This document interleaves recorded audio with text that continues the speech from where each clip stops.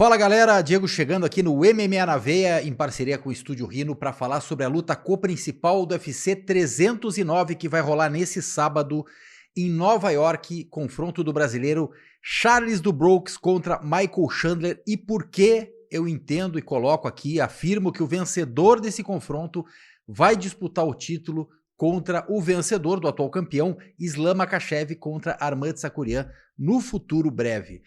Antes de mais nada, convido a todos a se inscrever aqui no canal, acione o sininho de notificações, deixa o like no vídeo, fortalece aqui o trabalho no MMA na Veia. Galera, neste sábado, agora tem o UFC 309, grande evento, luta principal, Jon Jones, talvez a luta de despedida de um dos maiores fenômenos da história do UFC.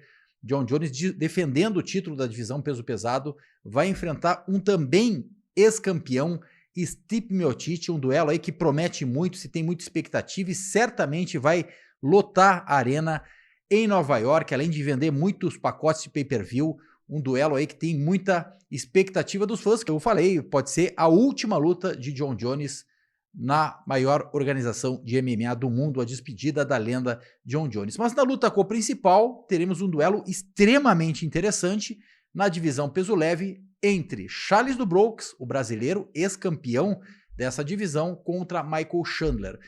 E esse duelo tem um peso muito grande porque o vencedor dessa luta inevitavelmente irá enfrentar o atual campeão da divisão peso leve. O atual campeão, todos sabem, é o Islam Makhachev, o russo. Ele vai enfrentar o Arman Tsarukyan, defendendo seu título, provavelmente ali no início do ano de 2025, no card de janeiro, final de janeiro, início de fevereiro, deve haver esse confronto. O vencedor, favorito Islam Makhachev, vai receber o seu próximo oponente, e por que eu digo que sairá de Charles do Bronx e Michael Chandler? Michael Chandler ficou numa espera infinita por Conor McGregor. O Michael Chandler tem um cartel negativo no UFC, mas é um cara que tem muito carisma, popularidade, foi campeão do Bellator por longo período, né? Foi um cara que defendeu seu cinturão no Bellator na divisão peso pena e peso leve mais de uma vez, chegou ao UFC com muito cartaz, fez 5 lutas e tem um cartel negativo. Ele venceu logo na sua estreia o Dan Hooker, depois perdeu para Charles do Bronx, perdeu para Dustin Gaethje, venceu o já quase aposentado Tony Ferguson e mais recentemente, e o recentemente já é uma data bem distante, eu falo de novembro de 2022, perdeu para Dustin Poirier. Porém, ele ficou numa posição de que foi escalado pelo Dana White para encabeçar um dos times do The Ultimate Fight. Ele faria o confronto de equipes contra Conor McGregor. Os dois foram escalados para fazer o programa The Ultimate Fight, onde eles montam essas equipes, saem os confrontos entre dois lutadores, alguns são contratados, vencedores são contratados pelo UFC, e posteriormente os dois treinadores duelam. Entretanto, essa luta se arrastou, foi adiada, sempre por um motivo ou outro envolvendo o Conor McGregor, e hoje a gente vê que o Conor McGregor está completamente descomprometido com a organização e com o esporte. E isso custou um preço caro ao Michael Chandler, que ficou nesse limbo, esperando, e tendo lutas adiadas, e treinava, fazia o camp, se preparava, luta adiava, e então fez com que o Dana White chegasse no Michael Chandler e dissesse, cara, não vai acontecer essa luta. Realmente o Conor McGregor é um cara totalmente imprevisível, a gente não sabe mais o que esperar dele, então a gente te orienta a buscar um novo adversário e vai te dar uma oportunidade de enfrentar um cara que é extremamente forte na divisão peso leve, é um cara que hoje ocupa a posição de número 2 no ranking da divisão, que é o Charles do Bronx, ex-campeão. E, em caso de vitória, para, de certo modo, tapar todo esse prejuízo que tu teve ao longo dessa jornada esperando por Conor McGregor, a gente te coloca como luta valendo o title shot, né, que a gente chama a luta que define o próximo desafiante.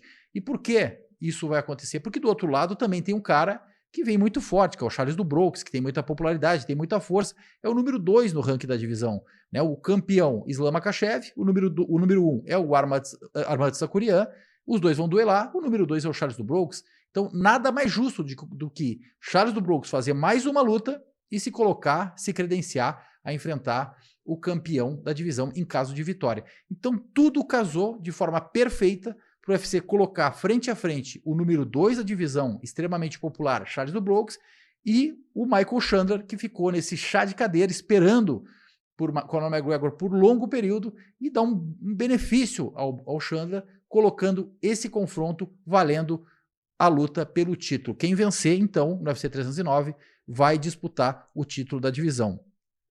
E isso ainda ganha mais força e mais, vamos dizer assim, mais possibilidades, porque não surgiram nomes de grande... Não surgiram novidades nessa divisão, né? Os caras que tinham ali grande expectativa por parte do UFC, casos do Matteo Ganrot, do Rafael Fiziev, do Jalen Turner, né, dentre outros atletas ali mais jovens que vinham chegando muito bem nessa divisão, eles acabaram perdendo suas lutas e ficaram estagnados na parte de trás do ranking, ali de 10º a 15º. Então não conseguiram avançar, a divisão não se renovou. Por isso cresce muito esses nomes mais veteranos, Charles do Bronx, Dustin Poirier, Dusty Gates, Michael Chandler, esses caras seguem em evidência, seguem encabeçando o ranking da divisão. Então esse é o cenário que a gente tem pela frente. No próximo sábado, no UFC 309, em Nova York, a luta co-principal do evento, Charles do Bronx contra Michael Chandler, certamente vai ter, a torcida brasileira vai estar toda em frente à TV, todos os fãs de MMA estarão em frente à TV, torcendo para que Charles do Bronx vença o confronto, mais à frente talvez Islam Makhachev vença seu confronto e haja o tão sonhado e esperado reencontro entre o russo e o brasileiro, disputando talvez em um terreno aí mais neutro, né? Não em Abu Dhabi, lá perto da região onde vive o Islam Makhachev, mas num local mais neutro como Estados Unidos. Aí seria o cenário perfeito, o desfecho perfeito para essa divisão tão concorrida que é a divisão peso leve do UFC. Fico por aqui, tamo junto, os...